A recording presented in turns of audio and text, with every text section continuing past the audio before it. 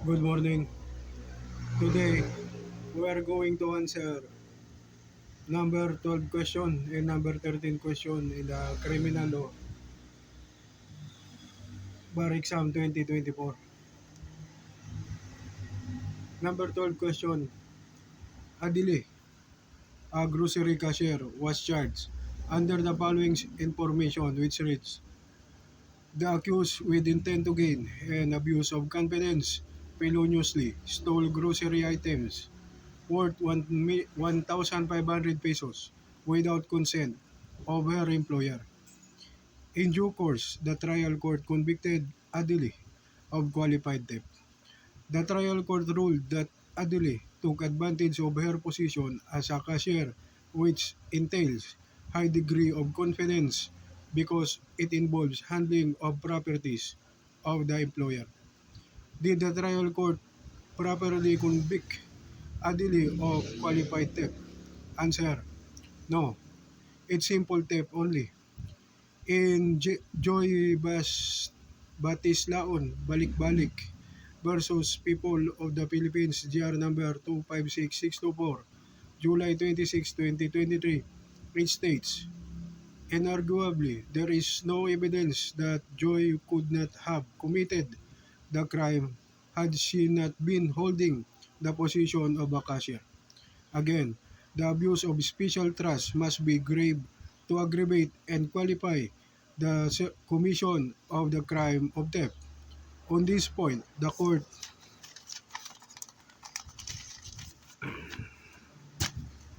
is convinced that Joy took advantage of her position in committing the crime, but not on the level of grave abuse of confidence.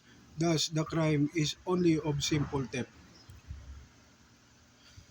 Attended with generic aggravating circumstances of abuse of confidence, Joy's argument that she did not act with malice is unsophisticated.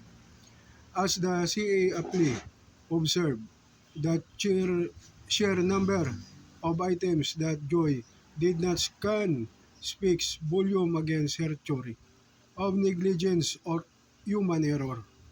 Finally, the totality of circumstances prove that Joy and Lourdes conspired to commit the crime of theft. Lourdes went to take them without paying for their value. Verily, conspiracy exists where the occurred acted in concert, showing unity of purpose and expectation. In this case, Joy and Lourdes performed specific acts with such closeness and coordination, indicating common design to commit the felony. In same light, under Republic Act number 10951, the penalty for simple theft is arresto mayor to its full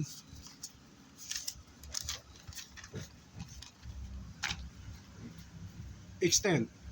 If the value of the property stolen is over 500 pesos but does not exceed 5,000 pesos, the indeterminate sentence law is inapplicable on this penalty does not exceed 1 year. With the presence of the generic aggravating circumstances of abuse of confidence, the imposable penalty must be within the maximum period of the prescribed penalty, which ranges from 4 months and 1 day to 6 months.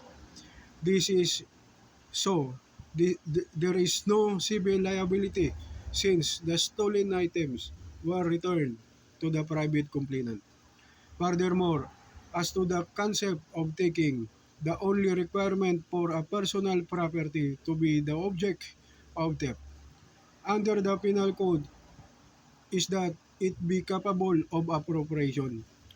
It need not be capable of asportation, which is defined as camping away. To take under the theft provision of the penal code does not require asportation or carrying away. To appropriate means to deprive the lawful owner of the thing. The word take in the revised penal code includes any act intended to transfer possession which may be committed through the use of offender's own hand, as well as any mechanical device. Laurel versus Judge Abrugar et al. 596, Philippine Reports 45-2009. So that's our answer for number 12. So let's go to number 13. Allen, David, and Edward are investigative journalists who expose public officials engaged in corrupt practices. They receive death threats every day from unknown sources. One day, they receive a letter which states, "Are you ready to meet the Lord tomorrow?" Allen at 1 p.m., David at 3 p.m., Edward at 7 p.m., quote-unquote. The following day, Allen was fatally stabbed at 1 p.m., while David was gunned down dead at 3 p.m. At that moment, Edward sensed that his life was in danger. At 7 p.m., Edward went to church and prayed for his safety. A parishioner sat beside Edward and whispered to him, "The Lord will not protect you." The parishioner repeatedly stabbed Edward on his chest, resulting in his instantaneous death. The police arrested the parishioner, later identified as Harold, and charged him with murder qualified by treachery. At the trial, Harold argued that the death threats and the manner of attack forewarned Edward about his impending death, which negate treachery. Is Harold criminally liable for murder aggravated by treachery? Explain. Answer: yes. Harold is criminally liable for murder aggravated by treachery. In Article 14, Paragraph 16 of the Revised Penal Code states that the act be committed with treachery alibutia. There is treachery when the offender commits any of the crimes against the person employing means, methods, or forms in the execution thereof which tend directly and especially to ensure its execution without risk to himself arising from the defense which the offended party might make. In same article, paragraph 5 states that the crime be committed in the palace of the chief executive or in his presence or where public authorities are engaged in the discharge of their duties or in a place dedicated to religious worship. In People of the Philippines versus Armando Achibido E. Abinguza, GR number 2330085, it states, "The essence of treachery is that the attack comes without warning and in swift, deliberate, and unexpected manner, affording the helpless, unarmed, and unsuspecting victim no chance to resist or escape the sudden blow." Section 70 of RA number 10951, Article 282, Grave Threats. Any person who shall threaten another with the infliction upon the person, honor, or property of the latter or of his family of any wrong amounting to a crime shall suffer 1. The penalty next lower in degree than that prescribed by law for the crime he threatened to commit, if the offender shall have made the threat, demanding money or imposing any conditions, even though not unlawful, and said offender shall have attained his purpose. If the offender shall not have attained his purpose, the penalty lower by 2 degrees shall be imposed. If the threat made in writing or through a middleman, the penalty shall be imposed in its maximum period.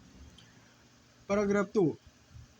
The penalty of arresto mayor and a fine not exceeding 100,000 pesos if the threat shall not have been made subject to a condition.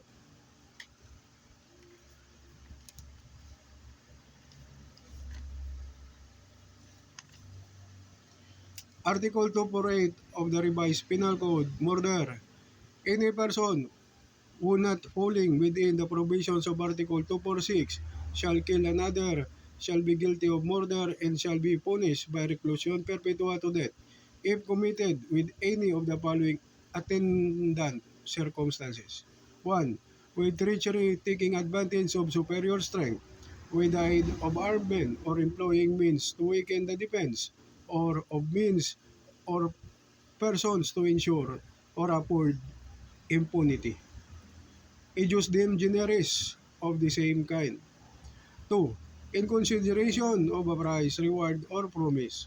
3. By means of inundation, fire, poison, explosion, shipwreck, standing of a vessel, derailment, or assault upon a railroad, fall of an airship by means of motor vehicles or with the use of any other means involving great waste and ruin. 4. On occasion of any of the calamities enumerated in the preceding paragraph or of an earthquake, eruption of a volcano, destructive cyclone, epidemic, or other public calamity. 5. With evident premeditation. 6. With cruelty by deliberately and inhumanly augmenting the suffering of the victim or outraging or scoffing at his person or corpse, as amended by RA number 7659. Article 246, parricide, in relation to Article 248, any person who shall kill his father, mother, or child, whether legitimate or illegitimate, or any of his ascendants or descendants, or his spouse shall be guilty of parricide and shall be punished by penalty of reclusion perpetua to death, as amended by RA number 7659. So that's it. That's our answer for number 13. Thank you for watching. Thank you for listening. God bless and good day.